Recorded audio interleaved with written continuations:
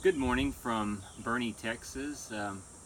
Just wanted to visit with you for just a little bit. If you remember last year when we met, I talked to you about Tatwadi, and that's the way we've always done it, and how we need to get away from that. Well, we're definitely getting away from that this morning with me doing this.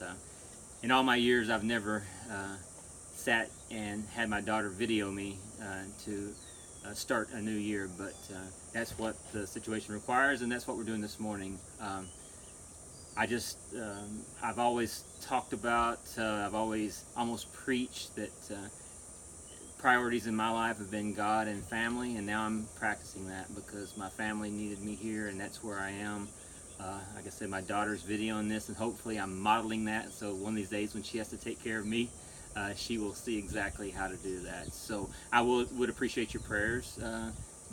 Nothing specific, just if you would just pray for me and my family as we're going through somewhat difficult times. We'd really appreciate the prayers. Um, you know, I'm not going to edit this. There's going to be some hiccups, but I'm going to continue through it. I hope you enjoyed breakfast this morning. We have a new food service company that I'm expecting great things out of. I think our kids are going to love it. I think they're going to have new options and different choices, and I know they were going to provide us with breakfast this morning, and I hope you really enjoyed the breakfast. Also, I want to thank our maintenance crew. They worked hard this summer in the south wing of the south wing of the elementary. I hope you'll notice the new carpet that was placed down. The walls were painted, and they had to work hard to get that completed in time, and again, I want to thank them for that. Our grounds, as you traveled to the high school this morning, I hope you noticed that we've got a little ways to go, but they're working hard. The grass is green and edged, and little things are important, and again, I appreciate them for their hard work.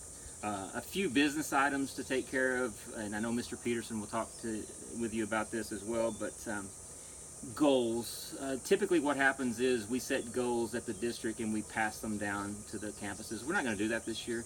We want you to be at the campus level involved in the goals that are set for your performance pay and things like that. And so I want you to have a month to think about realistic goals and things that we want to accomplish this year. And I want a major focus of that to be on growth.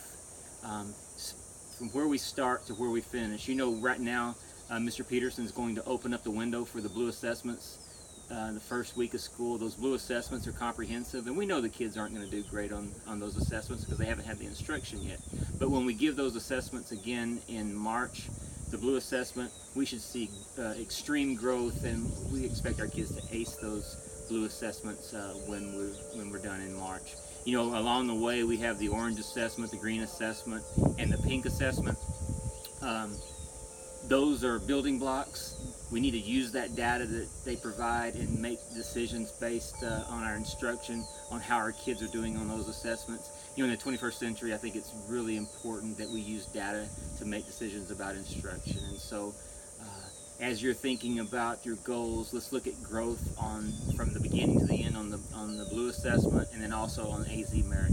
We made some big strides on AZ Merit, but I know we can do better. I know that with the staff that we have and with the students that we have, we can knock the top off of that thing with just a little bit more work. And so looking forward to that. Finally, two areas I want to talk about. I even mentioned this last year, and in any teacher meetings that I had, I talk about that there's two things that teachers control, and that is the work that they design for their students and the relationships that they build with them.